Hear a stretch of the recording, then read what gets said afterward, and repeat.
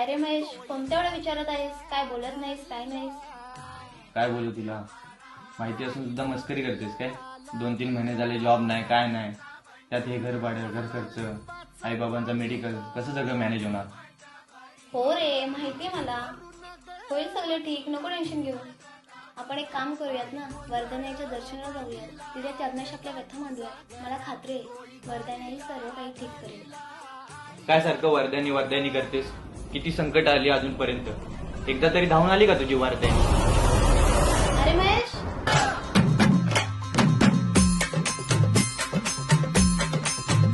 हे हाती परडी कुंकू भाळी अंतरी तेवली ज्योती ग भंडाऱ्याची मुठ उधळली पाप जळली कोटी ग सेवेसाठी आलो दुरुनी तूच जीवाचा जीव स्वामिनी होऊ दे मंगल आई ग हाती परडी कुंकू भाळी अंतरी तेवली ज्योती ग भंडाऱ्याची मुठ उधळली पाप जळली कोटी ग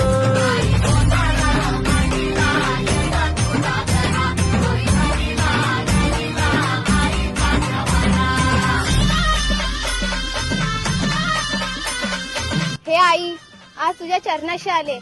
वेळोवेळी तूच आम्हाला सावरत आलीयस, आधार देत आलीयस. आज आमच्यावर जे संकट आले त्यातून तूच मार्ग दाखवू शकतेस.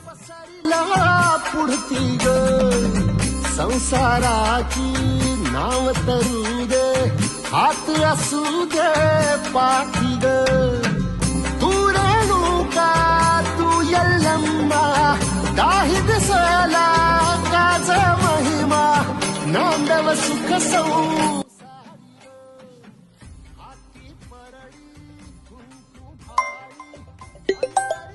सानिका कुठं आहेस? बोल ना महेश. तुला एक आनंदाची बातमी सांगायची होती. कोणती रे? मला एका कंपनीतून जॉबसाठी चांगली ऑफर आलेली आहे आणि पॅकेज सुद्धा खूप चांगला आहे. मी म्हंटल होतं ना, आई वरदाईने सर्व काही ठीक करेल. बरं, मी येते घरी, मग बोलू आपण. तुझा भवानी आईचा आई देवा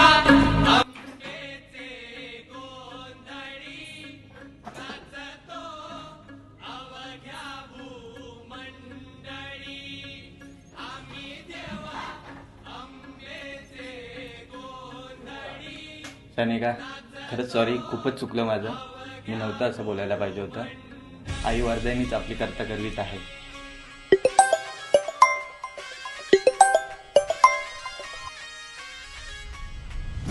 हॅलो.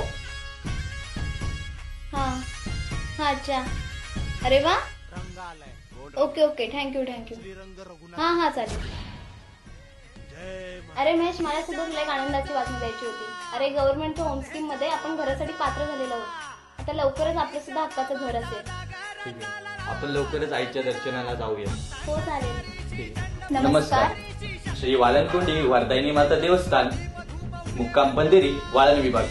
लक्ष्मीपूजनाच्या शुभदिनी दिनांक 21 ऑक्टोबर 2025 रोजी पहाटे 5:30 वाजता भव्य दिव्य असा दीपोत्सव सोहळा पार पडणार आहे. उत्सव तेजाचा, जागर वरदानी मातेचा. मग आम्ही येतोय, तुम्ही सुद्धा या.